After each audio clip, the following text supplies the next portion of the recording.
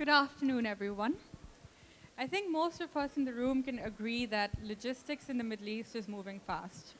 But the talent behind it, I believe, is evolving even quicker. The real question is not how we got here, but rather it's whether what we're building today can scale, sustain, and ultimately position the Middle East to lead the global logistics workforce. With that, let's begin. I'd love for you to quickly introduce yourselves. Sure. Good afternoon, everyone. My name is Umar Mukhtar.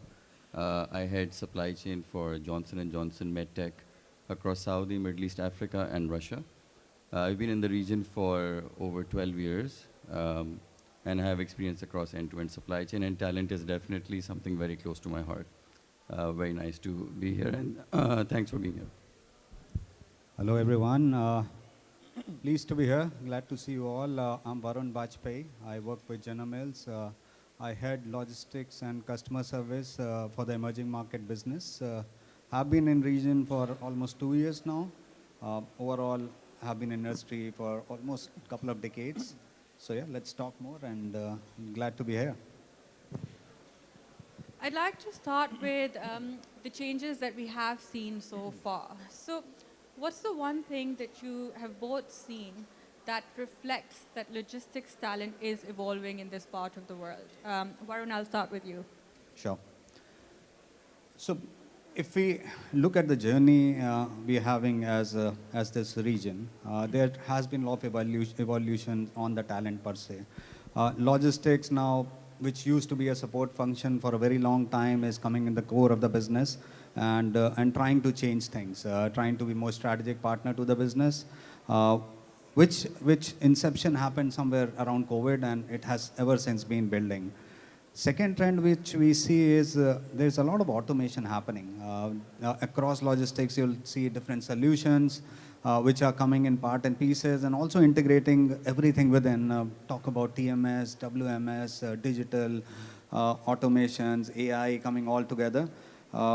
Now, that needs a different set of capability, and that adds to the complexity the logistics roles are kind of imbibing as we move forward going in this specific era. The third thing which I can think of is the diversity side of the people who are working in logistics. Traditionally, logistics have not been very diverse, and that is changing. That has been consciously being changing since last, I think, couple of years, more consciously by the governments as well, and that's visible, and that's leading to a lot of changes which we are seeing across the industry. So those three things come to my mind, which are kind of driving a lot of trends which we see around. That helps. Omar, what's your perspective? So thanks, Varun. I think I agree with those, right?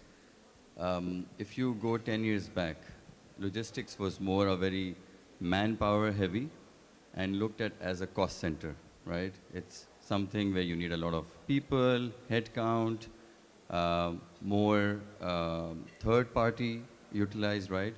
But I think as we cut margins and supply chain becomes more of a competitive advantage, logistics is now seen more as a value driver for the business, right? So as Varun said, there's huge amounts of automation also in this region now, right? Which a lot of that is coming from European vendors, and you can see a lot of vendors here, right? Doing a lot of automation, which is proof of the fact where logistics is moving. And with that, the talent also has to evolve, right? So that's one. You see a lot of auto stores, you see a lot of technology coming in, whether it's WMS, transportation management systems, etc., which was all done very manually, let's say 10 years ago, and needed a lot of people. The second thing is the people in logistics need to be upskilled now, right? It's not that you can work in any 3PL company or a 4PL company across and have the same career. That used to be the case a decade ago.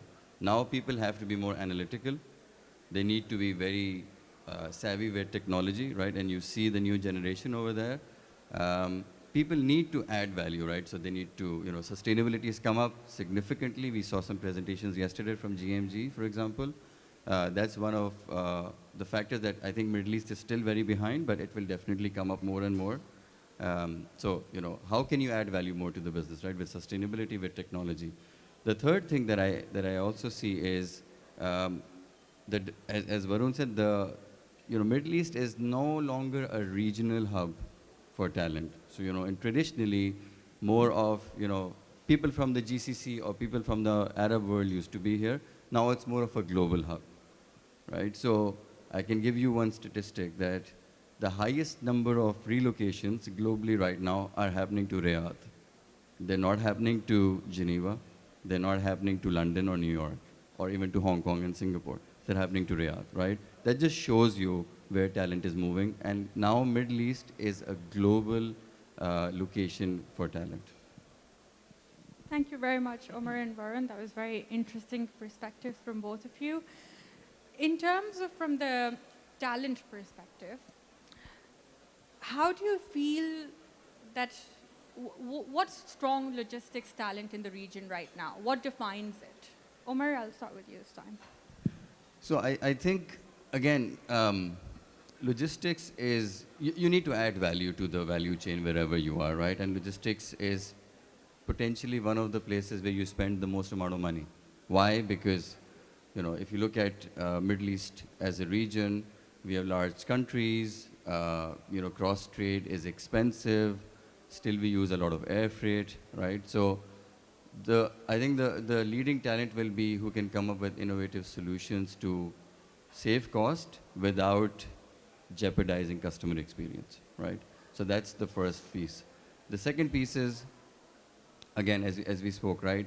How can you be more experimental with technology? The older methodologies don't work anymore, right? So how can you do more integration with different systems, right? With different vendors and come up with decision making faster?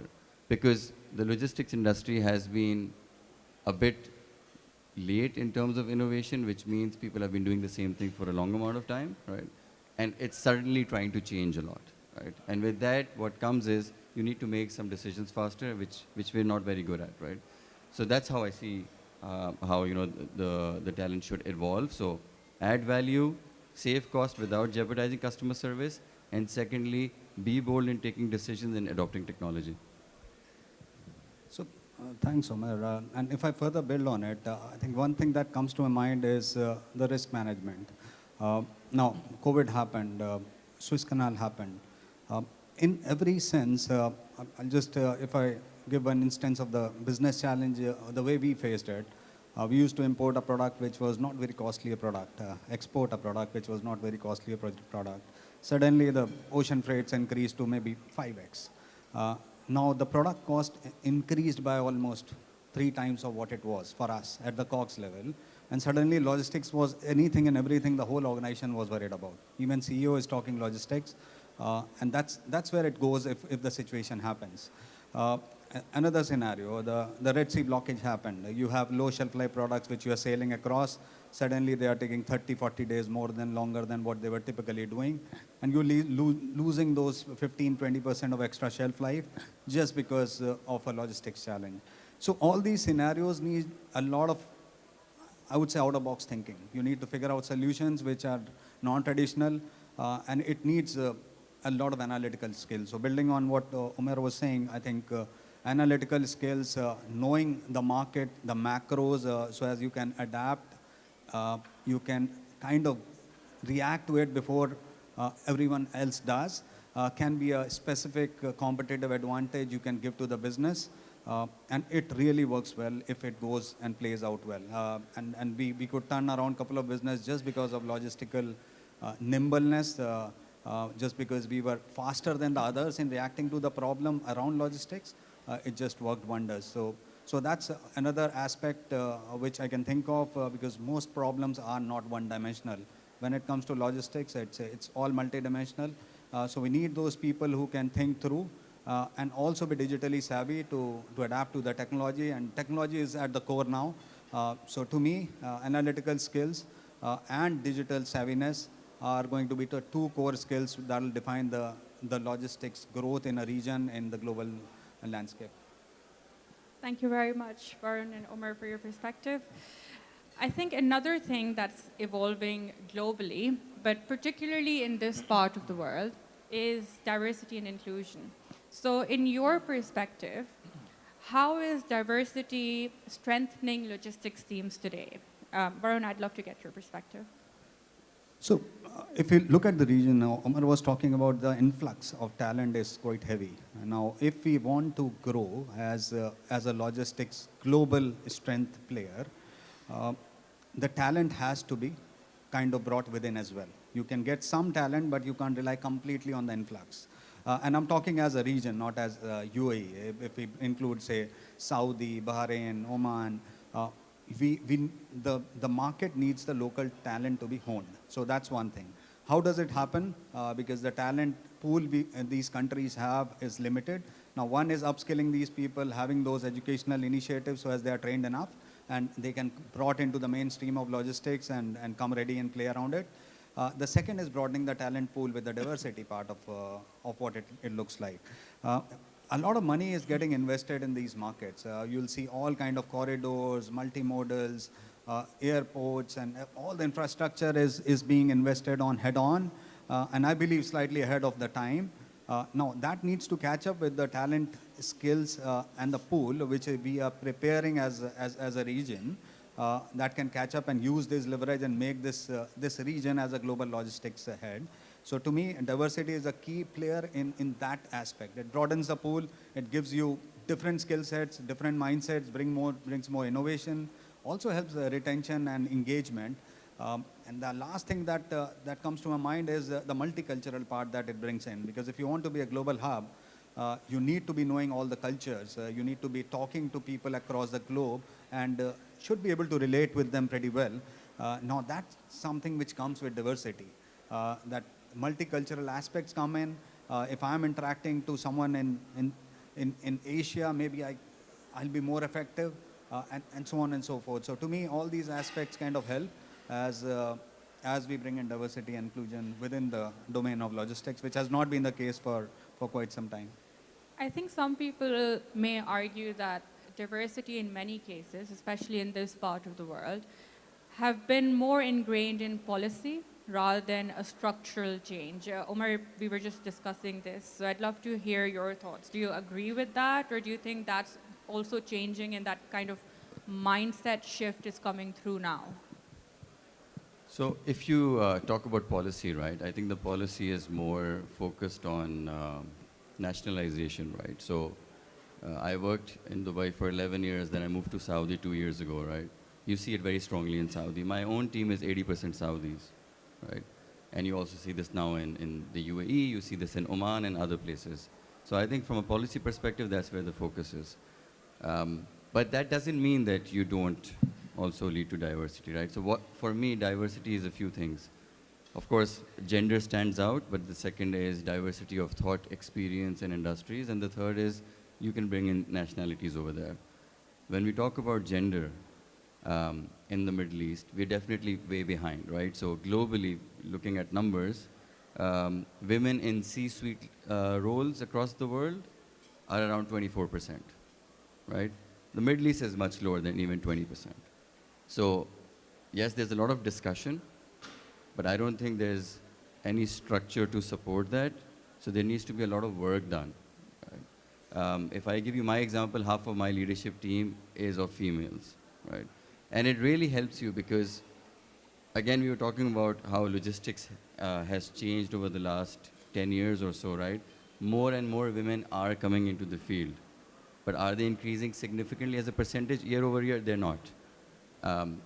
And we're missing out from that perspective because what I truly believe in is that as logistics become more technologically savvy, right, you need this kind of diversity.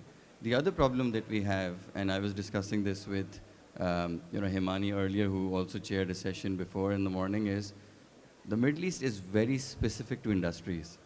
So people in the food industry only recruit people in the food industry. People in healthcare only recruit in healthcare. People in e-commerce only recruit in e-commerce, right? And you actually lose diversity because you keep doing the same thing in different companies for 20 years. You never actually learn of what is good. So what is good in e-commerce is speed and agility that you probably need in healthcare. What is good in healthcare is innovation and temperature-sensitive products and quality control, which you probably need in other industries like food and oil and gas, right? But there's not really any effort to kind of get this diverse pool of talent, right? And people want to always recruit from the same industry, right? Which kind of loses the purpose, right? The third thing that I want to touch base on, right, looking at the time is Middle East is really positioned well for globally attracting really diverse talent, right? And it has increased. If you look at it in the last 5 years, it's significantly increased. I told you guys about most of the people moving to Riyadh. A lot of people have obviously been moving to UAE. The number of startups in the region, the number of startup programs in the region, right? Whether it's UAE, whether it's in Bahrain, Qatar, or in Saudi, it's significantly increased, right? The number of incubators, that's increased. What that means is we have a much better opportunity than the developed European countries as well as in the US. Because talent wants to come here because of all the good reasons, right? So we don't have to go and hunt for talent. Talent will come itself. We just need to structurally do this at leadership positions, that we keep diversity in mind while recruiting the best talent. Absolutely, and I think that in itself goes back to Varun's point before about strong logistics talent in the region. I mean, more than 70% of female graduates, STEM graduates, are over here. So we can make use of that. So going back to your point about being technologically capable for the future is very important. So definitely agree with that. But I think with a lot of transformation also comes a question about sustainability.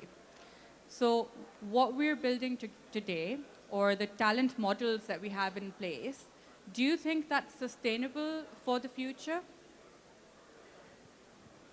So if I react to this, no, I don't have a clear yes, at least with what my understanding of the macros in this market is.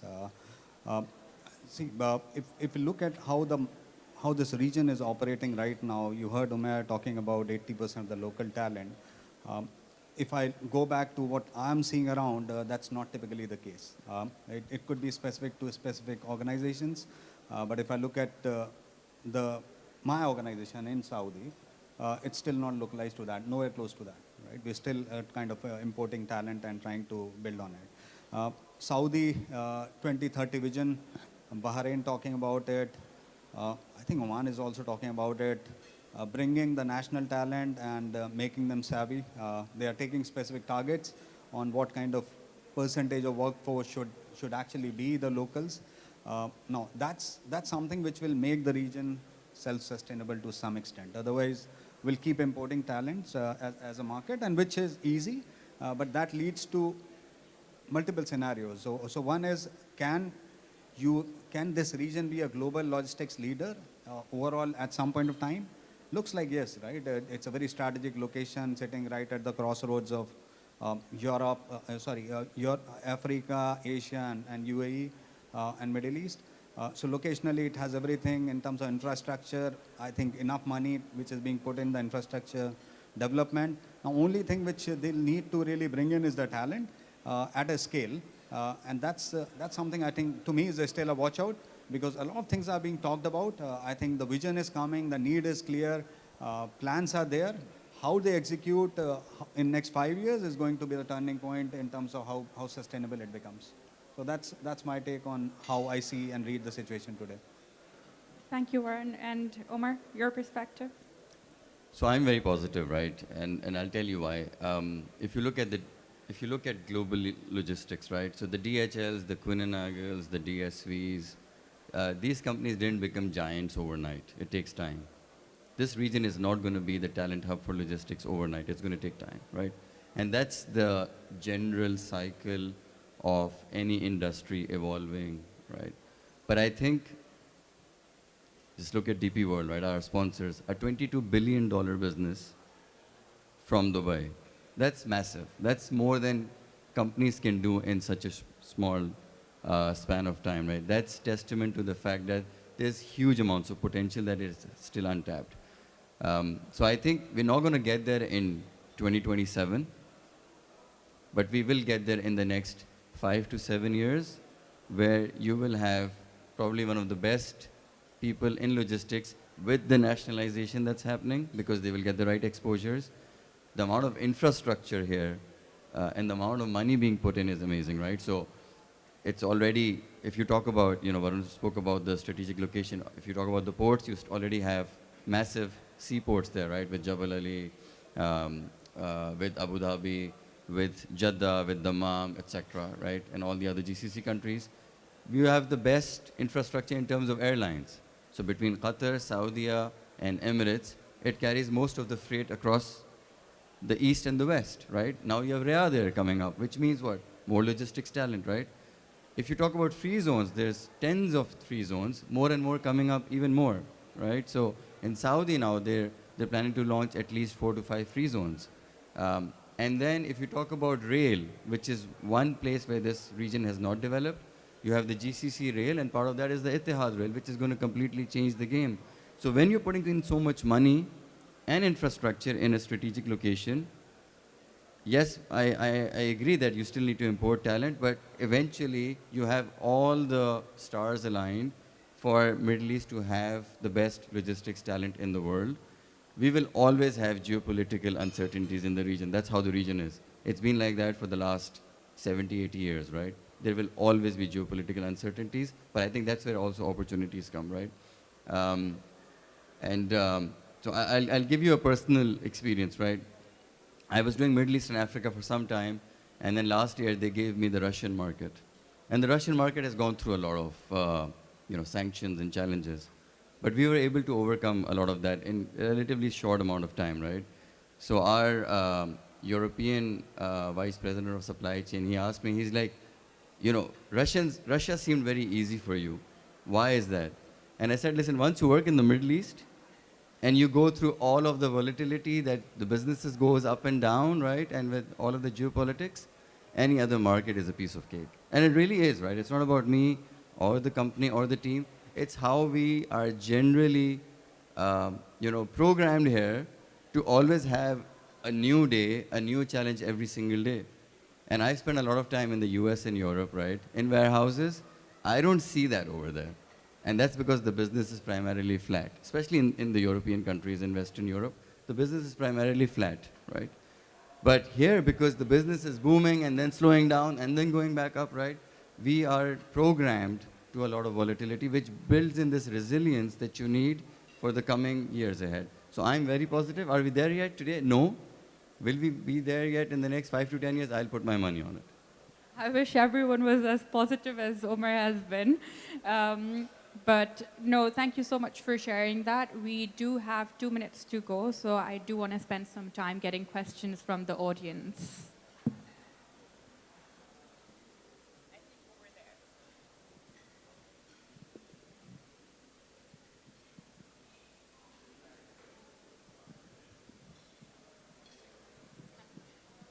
So Omer and Varun, what do you think is happening more in the region? Building of talent or buying of talent? And where is your thought process on that? I think we both are looking at it differently right now. To me, I think incubation is of building of talent. The idea is to build a talent for future, but the opportunity is here. And if you need to build a scale, it has to be with imported talent to some extent. So it's a blend, and it's the right way to really reach a scale. Because if you look at the competition this region has, it has competition from Asias and the Americas. And the scale normally comes with a leverage, both on technology and talent. So they need to kind of build it to a certain level before they bring in the talent from within.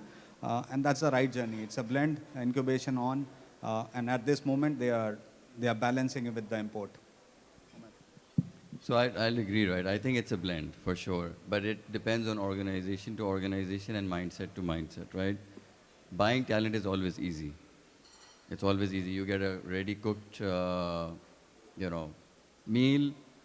Building talent is difficult, but it's definitely worth the investment. So it depends on what organization you're in, how much of a risk taker you are, right?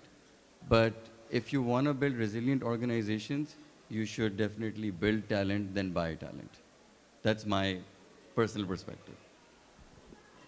Thank you very much. Thank you, Varun. Thank you, Omar, for your perspectives. It was really Thank you, an Marium. interesting discussion. And thank you, all of you, for being here and listening. Thank you. Thank you. Brilliant. Thank you.